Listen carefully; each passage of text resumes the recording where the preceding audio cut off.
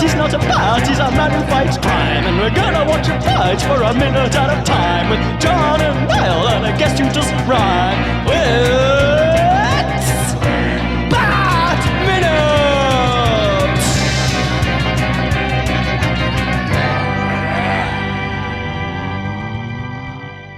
Attention, citizens of fair Gotham. Welcome once again to Bat Minute and Robin, the show that is staffed by gods of podcasting.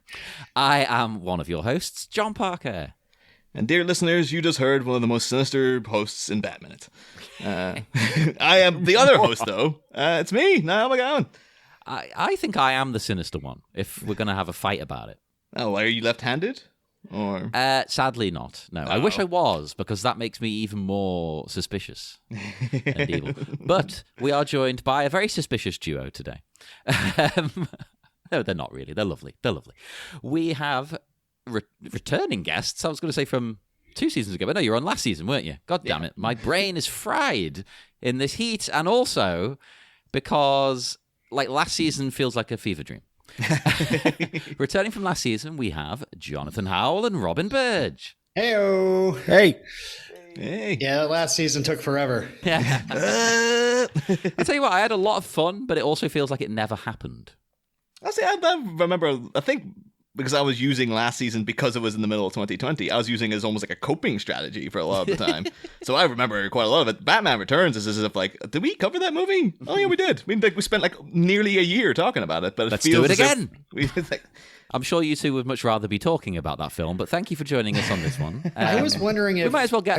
I'm sorry, I didn't mean to interrupt your introduction. I was wondering if Christopher Walken's famous line, "The ice is gonna break," ever featured in this movie. No, tragically not. But it does seem like it feels as if like he would, I don't know, so, like at the end when everyone's thawing out, just Max Shrek claws his way back from the grave. The ice is gonna break. Wonderful. I'd give anything for that. Oh, but yeah, might as well though, just to gauge you guys' opinions on the movie though, because obviously very, very divisive film, Batman and Robin. So I don't know. Some people love it. Other people, a lot of people, not so much. Where do you stand on it? Is this the section where we talk about our experiences with Batman and Robin? Well, just your opinion of the movie, just because otherwise you're going to be like, do you hate this movie or do you like it or what? We like to establish it up front, you know. Later on, you're going to ask a question. It's going to be the same answer. This is famously one of 2 movies I walked out of and got my money back for from the theater. Oh. Halfway through, I went, "This sucks," and I stood up with my wife, and we both she was my girlfriend at the time. I had to divorce her as my girlfriend and make her my wife. As you do. Yeah, she's my ex-girlfriend, but she's my wife. We both were like, I remember because she actually I was watching the minutes and she was like, "God, that movie," and I go, "Do you have any thoughts?" And first thing she said was, "It was too hot and we were too poor to have paid for that movie at the movie theater." And we went and got our money back. It was the middle of summer in Texas, and we used to, when Meredith and I were in college, we would sell books that we had at a half-price bookstore to get like money to go to movies. Oh. And movies were, for students, movies were like $4 a person because they were half price. So it was like $8 normally during the day. And we went and saw this in air conditioning, and we left air conditioning. I know you two are both really warm right now, not in air conditioning, but we left air conditioning because this movie was so bad. So was it during this scene by any chance? You're like, that would have been fate. Yes. No, it was. Oh God, it's late. It's later because it's before this. Because we're 50 minutes in it that we did not make it an hour into this movie. I think we made it to the beginnings of Poison Ivy. Oh, that's when it really ramps up, though. With what's his face from Smallville, John Glover. John. That's like half an hour in. yeah. Oh, well, you're not gonna. You can't eat half your meal and then send it back and say you didn't like it. Well, that is true. There's a certain amount of time that you need to leave a movie for a movie. By the way, everyone out there, here's a life hack: movie theaters will give you your money back. They don't care. But the thing is that because we had several people come on and they were like, "Oh yeah, I didn't finish watching the movie." Like, have you now at least seen Batman and Robin in its entirety? Or like, no, I've seen up to John Glover and I watched these 3 minutes. No, I'm not Liz Whitaker. I don't just watch very specific sections of movies. I watch the whole. No, since I've seen it like it was on like HBO probably, and I've watched it. I now appreciate Arnold Schwarzenegger's character of whatever he's doing in this movie, because I'm like, it's fine. It makes me laugh because it's so stupidly bad. I love it. But everything else, like we'll get to it. But the architecture to everything else in this movie, I'm like, this movie makes no sense. Why would you build a statue that big in a city and then surround it with buildings? I don't understand what's happening. It's just like we'll get to it. We'll get to it in our minutes. But yeah, it definitely was. I tried to watch it in the movie theater, and it was my wife who's like, "Are we staying?" I go, "I don't think we are," because she looked to me, because this is a Batman movie. It's not like she's into it, super into it. So she's like, "Can we? Are we leaving?" I'm like, "Yeah, we're leaving. This is terrible." Well, Robin, were you in a situation where you were like, "Oh, I tried to go, but it was sold out, and luckily 2 people left mid-screening, so I managed to get in"? Yeah, it's a funny thing. I was in Texas, right? And it was really hot. Wow. You don't know what happened before Poison Ivy showed up. I don't. Yeah, I definitely went and saw this in the movie theater. I think these movies. It's so funny because I just recently rewatched the first one, and I just feel like what a sharp contrast to the first one. Like, I definitely this is not one I like to go back to watch. If you just have to be in the mood for it, I guess. But Arnold's awful. I'm sorry, he's terrible in this movie. I love Mr. Freeze as a character too. And the way they write Mr. Freeze, it's so strange how fully committed to the bit he is. but so many of the jokes just fall flat, so flat. Oh, there's one at the end of this week, which is just like, why is that dialogue in there? Okay, why would anyone put that in there? Yeah. Oh my God, I know the one you mean. But we'll say, though, in terms of like talking about 89, because I've like, people know me, and like I've got loads of friends now. I've got kids who are like 3 years old, so they're getting really good for into... you. You have loads of friends now. Yeah. It's been a long process, but you finally got there now. But it's one of those things though, because they're like all into Batman now, and I remember the other day having to tell one of them about like the events of Batman '89. It's just like at the end, it's like, oh, so the Joker's trying to get away in this helicopter, but Batman grapples his leg, and then he falls down, and then when they find his body, he's got this creepy recording and stuff of him laughing. And as I was talking about, I was like, God, I missed that movie. Oh my God. So we're so into this one. It's like, yeah, I can appreciate Batman and Robin. Like, oh, that's so much a better film now. Hey, I love them both in their own special way. One's a very good movie and one is a fun time. It's like Keaton said, "You want to get nuts?" And Schumacher was like, "Sure. Let's do it." Yep, this was the reply finally coming. Oh, let's get nuts. Should say, though, because we would be remiss if we didn't point it out, and I don't think we mentioned it last week, but because this obviously opens with Mr. Freeze leaving this party in his truck. But the whole business of him like bursting into like a big fancy party and freezing the guests and stuff, that's directly taken from Heart of Ice, the animated series episode. So many things in this movie are like, oh, that's from Heart of Ice. That's from another, like from Cold Comfort and all this kind of thing. And I can't help but notice that, like, yeah, the climax of that episode is him coming in and freezing friggin' Mark Hamill, not playing the Joker, but different character, but freezing him at a fancy banquet full of people who are like, oh, dear Lord, and stuff. So it feels very much like that's what they were going for. Yeah, Mark Hamill playing himself. Yep. He was the guy who screwed over Victor Freeze. Yeah, it was Mark Hamill in universe. That's a little known fact. I will use my carbonite weapon for this. Funny enough, Mark Hamill did play himself in, if you go read the Kingsman novelization, like the actual graphic novel that Kingsman comes from, he's in the movie because in the comic book, Mark Hamill as Mark Hamill is in the comic. Oh my God. How did I not even know that was a comic book? Well, it's a graphic novel. Don't read it. Don't read it. If you like Kingsman, do not read that novel. It is terrible. What they made out of that is amazing. Because the movie's great. If you read it, you're like, oh, this is terrible. Like, it's not, other than the Giselle like girl with the two like knife legs. there's basically nothing in this. You're like, there's no gadgets. He looks a little bit more like James Bond, the Colin Firth character. There's no. It sucks. That takes all the fun out of it. I have it. I have the comic, and I bought it before I was like, I'll buy it, and it's always good to read the graphic novel based on stuff. And I was like, oh no. I like to read the graphic novel afterwards, because if I read it first, I tend, except in this case, clearly, I tend to get annoyed at the movie. Like, oh, you've left this out, you've left that out. So I like to watch the movie, then read the graphic novel as like an expanded thing, No, because I always think it's going to influence your imagining of the visualization of what's happening in the comic. So I'm the exact opposite way. It's like, oh no, I'll read the thing first, so then it won't be tainted, as it were. I see that, both valid approaches. I like. But should also mention though that Mark Hamill played himself also in those little animated shorts, Justice League Action. And there was an episode called Missing the Mark where he ran into the Joker. So you actually got Mark Hamill as himself talking to Mark Hamill's the Joker and stuff. So he's reached that point now. He's through the looking glass. He's like, yeah, he's just showing up. Everyone knows who he is now. It's not like Jay and Silent Bob whatchamacallit, where it's like, oh yeah, it's like the joke is that he played Luke Skywalker, but no one remembers that because it's 2001. Now everybody knows who Mark Hamill is. So yes, Mark Hamill is Cockknocker. Yeah, exactly. As we all know. But as you said, we are back with Freeze making his exit, diamonds in hand, and he smashes his way out of the entrance, which is now an exit. And Ivy, I thought, looked really happy. I think we might have pointed this out previously, like how intrigued she seemed, but now she seems like actively delighted. She's got a plan with this Adonis. She has a kind of like, good for you kind of look at him like, all right, that's well played, Mr. Freeze.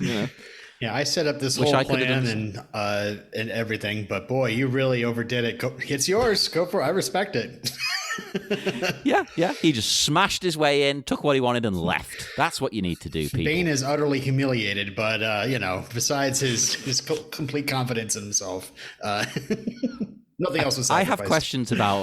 I have questions about Bane in this whole thing because, let's just jump ahead to it, right? Bane. Oh, before we do though, I just want to, because I thought this was very poetic though, in talking about the way Ivy's looking at Mr. Freeze. The way that's written in the novelization to indicate that she has the hots for him.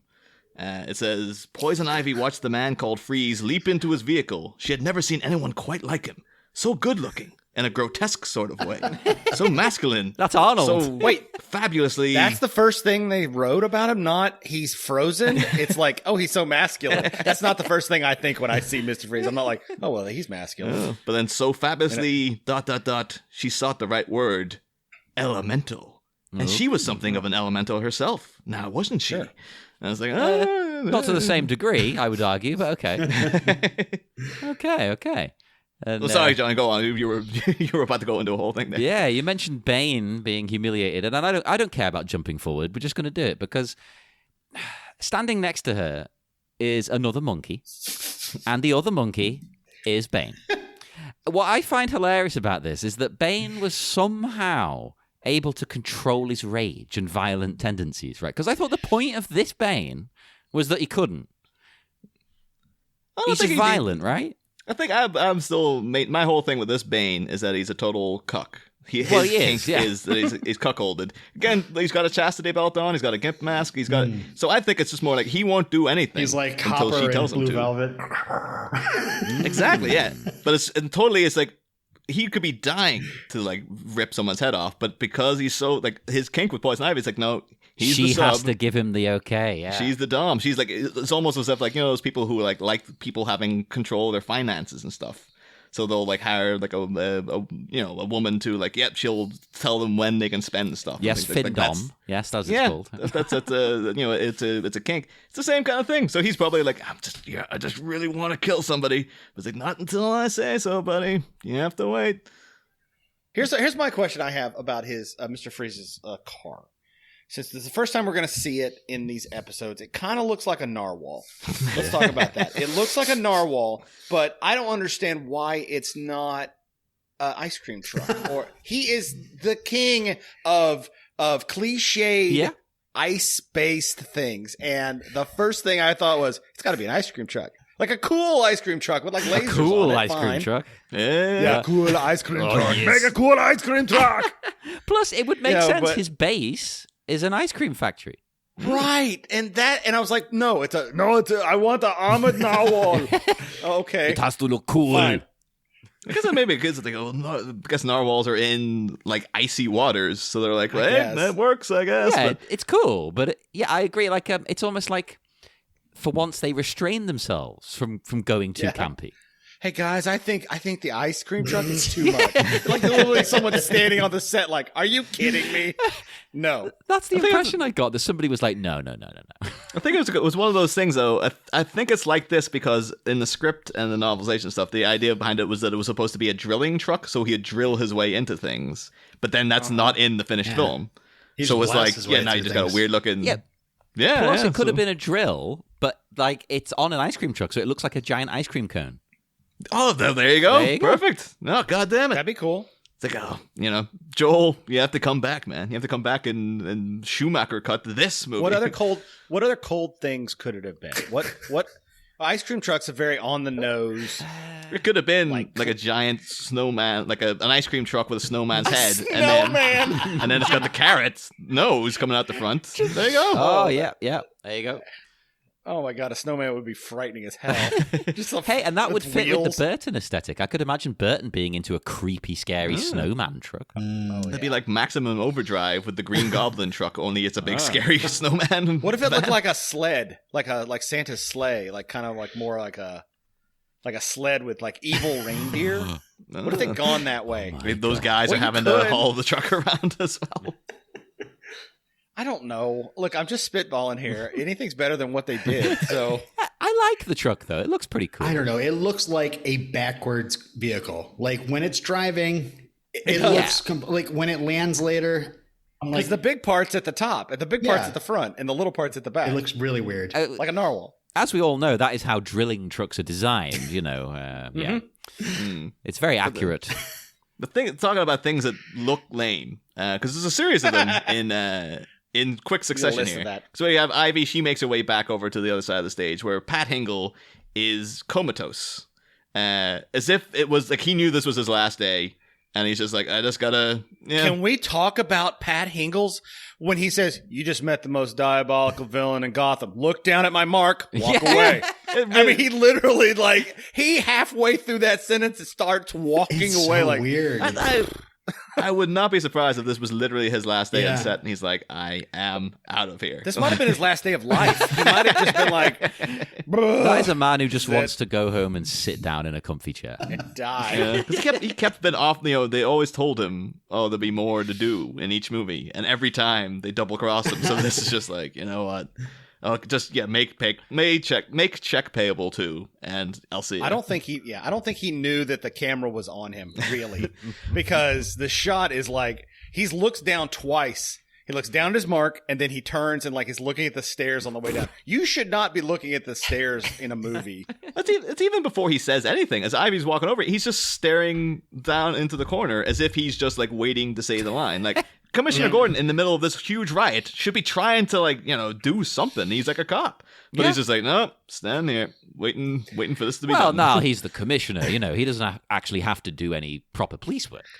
You think old school Gary Oldman, friggin' Gordon, he would have been in there doing something. He would have been the Billy Club would have come back out. The instincts, the cop instincts would have kicked in. What actually precedes that line though is Clooney, Bruce Wayne, Batman. Sorry, did I spoil that? Who? What? Saying you got 11 minutes to thaw these people, Commissioner.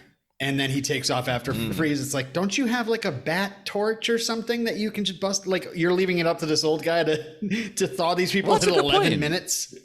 Who just walked He's away. in no hurry. He just sauntered off. It was a real handy thing for Batman when he had to thaw Robin in 11 minutes because okay, I got this reservoir of water heated up with the bat laser. Yeah. How's Commissioner Gordon gonna thaw these people? He's like, I don't know, friggin' light a match next to them. What the Boil hell a you want me to do? kettle and pour it over. It's my last day anyway on the force. Somebody What give does me it a matter? tiki torch. There's gotta be one of those around here. But these people are dead. There's no way they're gonna. Well, that's another thing. My question, right, is that he says you've got 11 minutes to thaw these people. Does he? Sure, hasn't time passed since the freezing? Oh, that's true. Like, get Yeah, a move on. Hurry up. It's like, Commissioner Gordon, these are already corpses. I hope his solution to unfreezing them is throwing them off the building. He's like, well, it'll take care of the ice. Yeah. I guess it will. They won't be encased in ice anymore. You're right, Commissioner Gordon. We should do that. And it'll deal with the bodies because they'll smash into 1,000 I mean, pieces. Max. It's fine. I talked to Max Shrek, and he said the ice is going to break if we push them off the. Oh, everything's connected. There you go. Oh, if you can't get... Obviously, because Max Shrek tragically deceased in this continuity. Chip Shrek, his son that was just doing the walking impression, he's in the back like, the ice is going to break. Why not? They should have kept more of the bit part characters across the series. Oh, yeah, you could have... In this scene, you could have had Knox. You could have had Chip Shrek. Yeah. You did have Gossip Gertie, to be fair, so at least they... Yeah, but nobody liked her. I wonder if... I don't think we see Gossip Gertie again. Do we think she got froze... And that was the end of her. That was just like, there was no 11. Like, Gordon was like, do I look like a man who's going to rush to do anything, quite frankly? These are a lost cause. Batman, The most he's rushing to is the craft services table, I think, as he shuffles off. Should mention, though, about all the extras and stuff in the background. In the making of documentaries and stuff, they talk about like how this production was plagued with people like trying to break in, to get a sneak peek at things and swipe stuff. Oh, wow. Well, that was going to be us, to be fair, when they were filming The Batman here in Liverpool. But then COVID happened and we couldn't go down. There wasn't a pandemic, I went down there like a shot. But apparently this scene was the worst of it because I think they said they had like 200 extras. They had to set up a metal detector. And he said, I think the producer, Peter McGregor Scott, said like out of 200 extras, we snatched 500 cameras. Because everyone was coming in trying to take little sneak peek, exclusive pictures. Wait, they each had 4 cameras on them? Apparently so. I guess they were just like, oh yeah, it'd be like a cop giving up his badge or his gun and stuff. It's like the other one too, taking the camera out of the sock. Well, it's just. What would you steal from this scene? What would you steal? Really? I would steal anything and everything. God damn it. That's one thing that we've loved about this movie. I don't know if you two agree, but we think it, at least, except for frozen things, everything in this movie looks good. Well, what is the theme of this party? Let's go. Have you guys talked about this? That's an interesting What question. is Legends it? of the Hidden Temple. Is it Tiki Nightmare? It's like it's the future, but Tiki, but not. It feels like some sort of cultural appropriation is happening, but I'm not sure what culture it is. I don't know what culture. I think it's to save the rainforest, so they're setting it in a jungle. Okay, is the idea? What jungle? They don't know what jungle, but the rainforest. It's like a rainforest and a jungle are two different things, but they're like, all right. Well, that's There's true. only one. There's only one rainforest, as we all know. Yeah, the rainforest. Yeah. And it has columns. I'm looking in the background here. I see a column with lights on it. I see a woman in a fez that's like 15 feet tall. That's hiding all those cameras. She had like 70 on her alone. I'm just trying to wrap my head around the party's theme. And then there's this red, the thing, like the little tables, the little cocktail tables that they sit at, look like futuristic. They look like Jango Fett's sonic bombs that he uses against. Yes. Obi-Wan? Oh my God, Obi-Wan Kenobi. Yeah, they look like those. That's the best part bombs. of that movie is that sound effect. Yeah, that sound effect. But that's what they look like. I'm like, what is this? I understand that this is Joel Schumacher, and he is crazy when it comes to coming up with stuff. And it's usually his stuff is very tactile and interesting. Like, I mean, other nipples aside, Hey, don't those knock the costumes nipples. are awesome.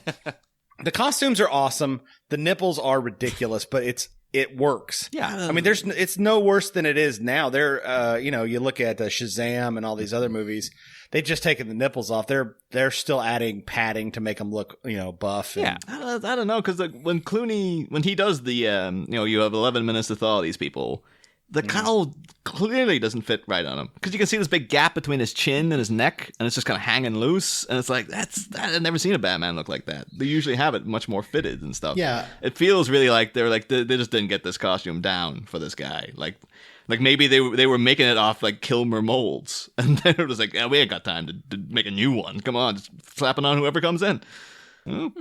We'll say, though, in an age of where one of the main controversies is people refusing to wear a little piece of fabric over their face. God. Bane is insanely dedicated to this whole ensemble, because not only has he got the friggin' gorilla head on top of his head, he's still wearing the friggin' luchador mask underneath that, which is, I was surprised that the reason he didn't do anything in the previous minutes is because he was lying fainted in the corner somewhere from heat stroke or something. He loves it though, Niall. He can't remove the luchador mask unless she says it's okay to remove the luchador mask. He's like, choke me, mommy. Choke me. And let's all be real. We don't see Commissioner Gordon in the same scene with Bane. He casually walks off screen, and the next thing we see is a guy in a gimp mask comes walking up. I'm like, it could be. That's why he's so exhausted, because he knows he has to go put this mask on and then a purple monkey face on, or whatever it is. Purple monkey dishwasher. He's just like, oh my God, I'm so exhausted. I'm too old. I'm wearing too much stuff. If Bane's like, I don't want to be here anymore. Okay, we can work with that. There's like, okay, yeah, we can. Let's just cut it. Okay, dump it. This one's done. Wait, you don't want to be here? Then what's the heist? But well, a weird bit of interconnectivity though, because obviously you get like Ivy herself discarded a giant gorilla costume, but a mere year later, another Uma Thurman movie would come out with a similar ridiculous conceit of the villains wearing giant costumes like The this. truth about cats and dogs? No, tragically not. But of course, the Avengers, not the 2012 Avengers, the old school. Oh, the English one. Yeah. Yes, yeah. But, the bad one. Yes. Hey, that is a abhorrently classic awful. over here. I'll have you know. Oh, it is. It is rough going. I tried watching it again recently. Yeah, it has. Because remember, they also have a snow globe in that too. That's right. Yeah. But there's a big scene where Sean Connery, who's the main villain, invites a bunch of superpower people in, like the superpowers in terms of their political power. And they're all dressed as giant teddy bears, like multicolored teddy bears. And it's kind of like he's like, this is so you don't know who each other are, a la, Reservoir Dogs or They're Taking a Pelham 1, 2, 3, where they're called like. Niall, somehow I did not walk out of that movie. Oh, yeah. Somehow I stayed for all of the Avengers movies. So now you're throwing down the gauntlet. The Avengers 1998 better than Batman and Robin. I guess it was or it was so hot that I just didn't care. I was like, I can't go outside. I'll just sit More there. tolerable. But like now they're on to me. Maybe I was like, I can't go out, leave again. Yeah. I'd already left. I left the other one you never asked, but the other one's Brain Candy. Oh, by Kids in the Hall. Kids in the Hall. I walked out. Walked out of it. That was 100% my wife. That was 100% my wife. She was offended. There was Cancer Boy, if I remember correctly. Oh, was yeah. one of the characters. And she's like, nope. Oh. She stood up, and I was literally sitting there with popcorn, I guess we're leaving. Yeah. So Could you bring the popcorn at least? So that's yeah. It's an indoor popcorn. I so. paid for popcorn, so I just got my money back for the movie. I didn't give them back the popcorn too. And ask for my Back money into back. where they distribute the popcorn from. There you go. But So those are the two movies from the same movie theater. Oh. Famously, the AMC Grand in Dallas, And now Texas. they've got your picture there That- saying, don't sell tickets to this man. Well, I haven't been there in 25 years, so I think they'll there's be a picture okay. that says, "Have I you think seen they'll this be man?" all right. But of course, just to finish the thought though, Avengers 1998. Of course, Uma Thurman is revealed to be one of the people, just because there's an evil doppelganger of Emma Peel, and yeah, she takes off the teddy bear head and it's Uma Thurman underneath, a bit like when Poison Ivy took off the freaking gorilla head earlier. So it's like, I don't know if it was a thing in the 90s. I don't know if Uma Thurman was just attracted to these kinds of scripts or whatever, but it's there as a weird bit of continuity. So. Hey, I had one more note. If you were asking much earlier if there was a prop that we'd want to get, and you brought up the snow globe at the end, and I actually looked up the snow globe online. Did you guys do that at all? No. Actually, no. It's real. They auctioned it off. The Gotham City actually lights up inside, and it was auctioned off in 2006 for about $1,200. Oh, we could have bought that Oh, now man, if we that's- chipped in together. Not bad. I do like it's keeping up the statue continuity, because that even dates back to Batman Returns when they had the weird Atlas guys in the background holding up the globe. But now it's literally like, oh, it works as a snow globe to have that there. Whereas multiple times in these movies, like, what the hell's the deal with that statue? Why would you put that up? But That'll go over well. Meredith, I am a 1/4 owner of the snow globe from the movie we watched out of. And it's going to travel around Europe and go to America, then go back to Europe, and then come back And here. if that didn't impress her, then, I don't know what would. Apparently, I was a bit baffled by why the snow globe was there. Yeah, why is it sitting there? It's a flower ball, jungle-themed party. Someone's brought a snow globe? Yeah, well, this is an exact note I have. Like, why is it there in the movie? What's the purpose of a snow globe? I assume those are those because you saw the Herculean guy like holding up the snow globe. That's very Gotham, as we've learned, like big statues of things. I think you buy that at the Welcome to Gotham Visitor Center. Yeah. I think they have those, and they just had like a big gold, like they have a big one. Like when you go, it's like the key to the city. But it's a snow globe. It's super weird in that it like they'll hand it out to people. Like, here's your award. Yeah, there you go. At this conservation thing. Maybe the people at the event aren't all from Gotham. Maybe they're people from the world of conservation and things like that. Mm-hmm. Metropolis. Yeah, maybe they're from out of town. So that's like in their Star party City. bag, their gift bag. Yeah, they're the only people who come to parties in Gotham now because everyone else knows, well, they're just going to get trashed by a supervillain. yeah, every time. Bloodhaven. But like the mayor of Coast Bloodhaven is City. just like, oh, sure, yeah, I'll go. And Opal City. and when Gordon tells her, I've named literally all the cities that Central City. you mentioned when Gordon says to her, it's the most sinister man in Gotham. She knows that's the appeal, and she comes out with a great line. That's not a man. That is a god. And I thought that was funny because, this is a movie where a lot of art design is based on Greek statues, which, often depicted gods and things. You said it better, though, than she did. Well, I am very professional. You say it like with some menace, like, that's a god. She's like, that's not a menace. That's a god.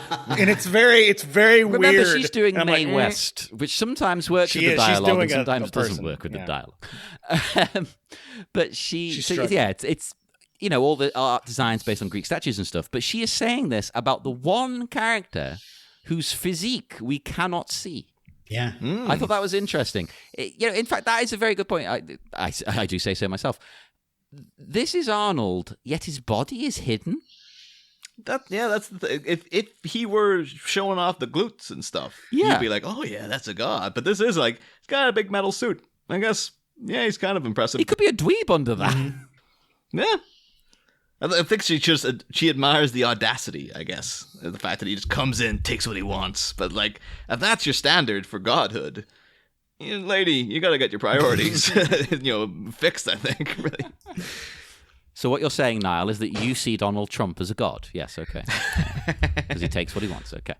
I will we won't say go though, there. apparently, interestingly enough, that line was only in Uma Thurman's script and was actually scrawled in an Austrian accent in Biro underneath. So nobody knows how it got there. But apparently, her calling Arnold Schwarzenegger a god was written by somebody on the set. Who could it have been? I can't even imagine. The script smelled like cigars after it was done. Our duo here, our evil pair, they've got work to do. And to illustrate this, Bane comes out with one of the greatest lines in cinematic history. Monkey work.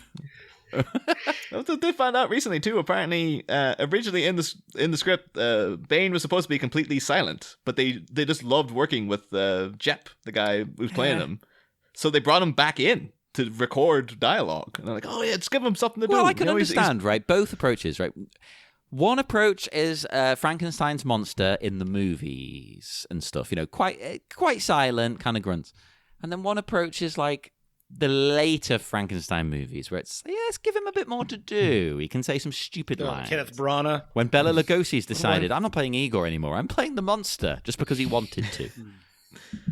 Yeah, my personal headcanon for Bane, beyond him being, a cuck and whatnot, is that he's actually Jimmy Two Times from Goodfellas. And he got sent to that prison in South America or whatever. And then he got turned into Bane. That's why he always repeats what everyone says back to him. So, like... Well, go get a paper. Get a paper. Get a paper. You can't imagine how angry comics fans would be. I mean, isn't Bane like this smart guy that establishes all these elaborate plans? And He's just really strong. Yes. Yeah, Take control. Take control. Well, you'd think so. Our experience has been, we had on Mitch Bryan, who wrote the Batman animated series episode about Bane. And he doesn't like Bane. Like, nobody cares about him. Everyone's just like, oh yeah, he's stupid. The reason he only featured in one episode of that show was because the writers all hated him, and they're like, oh, for Christ's sake. And every time, no one defends Bane as a character. There's always just like, oh yeah, that asshole. Like, I don't think there's Bane stans in the world who are willing to go to bat to be like, this guy is the greatest villain ever. Well, he's only remembered for breaking Batman's back. Like, that's cool. Yeah. That's it. Yeah. And now, because of Tom Hardy's silly voice. Stupid voice. Yeah, so that's now, and so both things he's done are kind of like almost like novelty things. Yeah. So like, oh, weird voice broke Batman's back that one time, and you know, everything else about him, it just looks ridiculous, and he's just a silly character. So, yeah, I just don't think there's enough Bane fans in the world who actually cared. Right, then we cut to the Gotham skyline, and we see a statue in the style of a Greek god. That is a god. Look at it. Look at this thing. It's huge. It's gargantuan. It's amazing. But I think it may have come up a little bit earlier. Was it on mic or off mic? Why is this statue so big but surrounded by even bigger buildings? Surely a statue should dominate the skyline, right? In my mind, it's Thomas Wayne. Oh. Like they were like, let's build a big ass statue to him. They're like, crap, we need to put up house. So they're like, I don't know. Can you imagine that's your view out the window is just Thomas Wayne's pecs? Hey, I wouldn't be complaining, you know. Thing is, like, you lived a couple of floors down. Like, we see it looks like it's a full statue. There's a train in the area where his crotch is. We don't know what's behind that train. Ooh. We don't know how well hung this statue is. So okay. It could be somebody paid for the cheap apartment. It's like, yeah, it's... And there's 3 other statues in the background. It's not like this is the only one in the city. There's the amount of concrete that they must pour to create They don't these. care. It's worth it for the aesthetic. It feels as like, because we know Superman exists in this universe. It does feel as if like these were giant aliens that came down and somehow got turned to stone or something, and they built the city around them. I think it should be a statue to Superman, but there you go. I want crossovers. Yeah.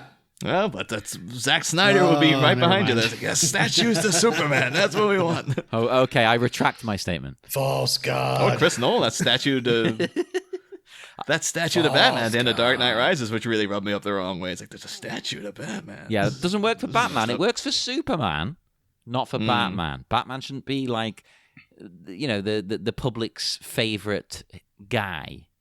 Yeah. He's in the shadows. God. Yes.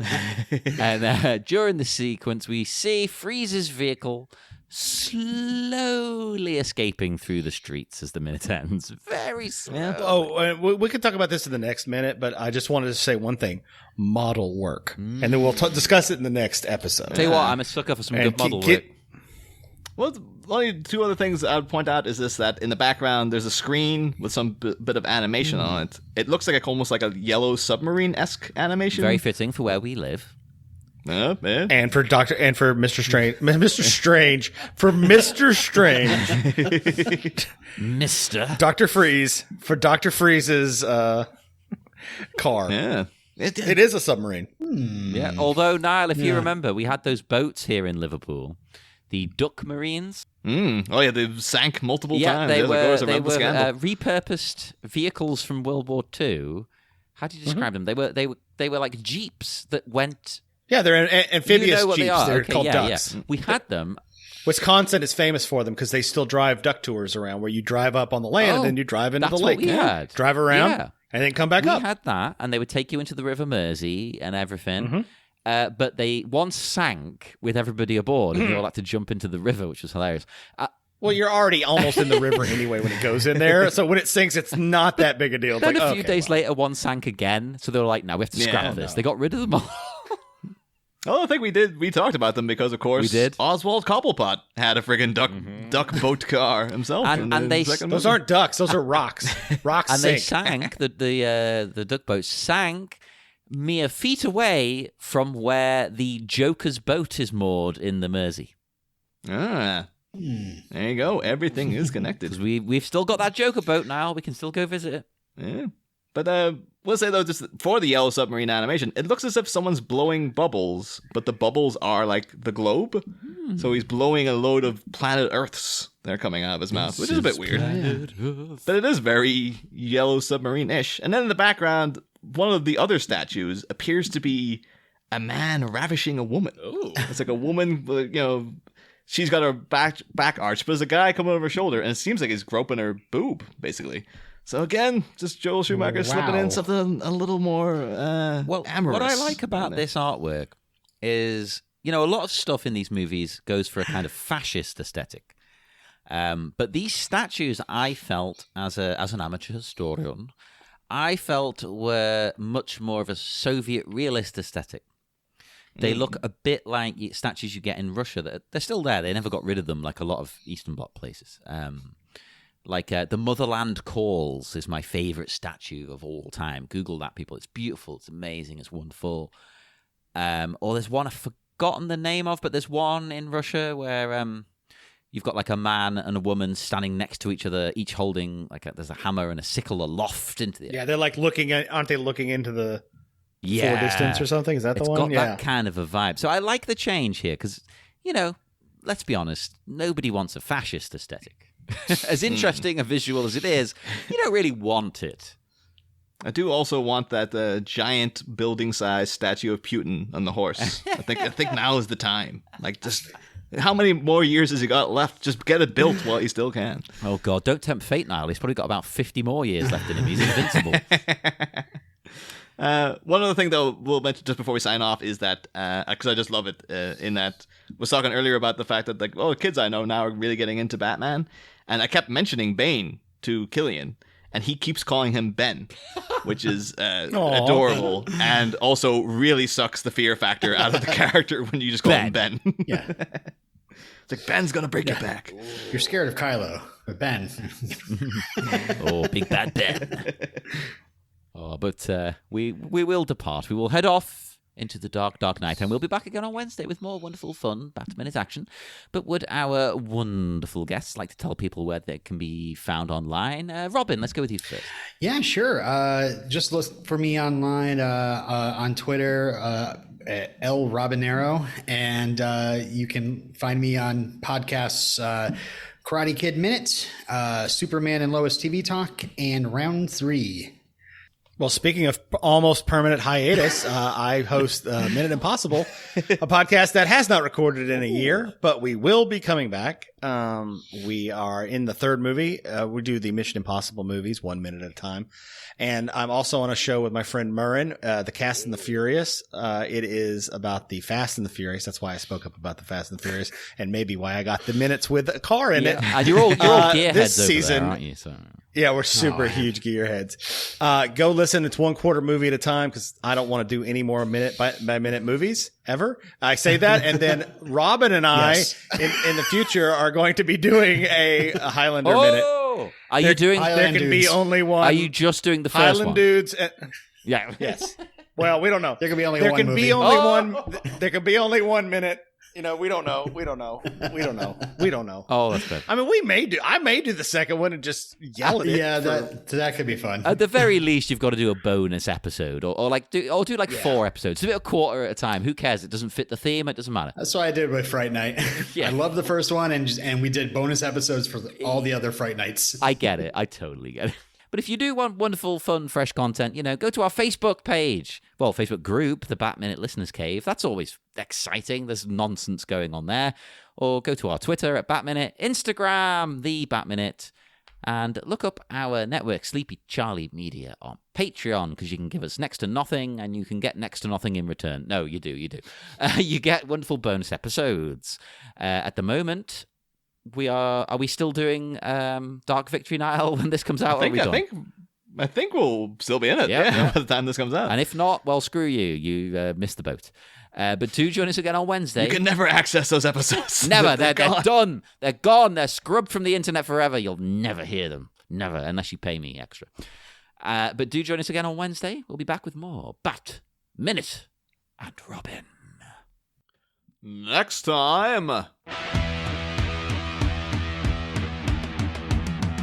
chase is on, things are coming to a head, and the only way around is to freeze it. An icy blast from the barrel of a gun as the frosty felon tries to cheese it. A race takes place through a statue's head and down this gargantuan arm, with priests and protecting paladins in pursuit to prevent more harm.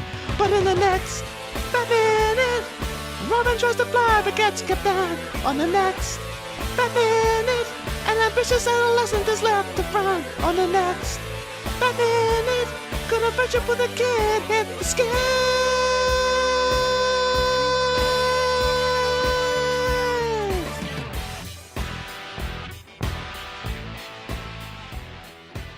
We'll be back.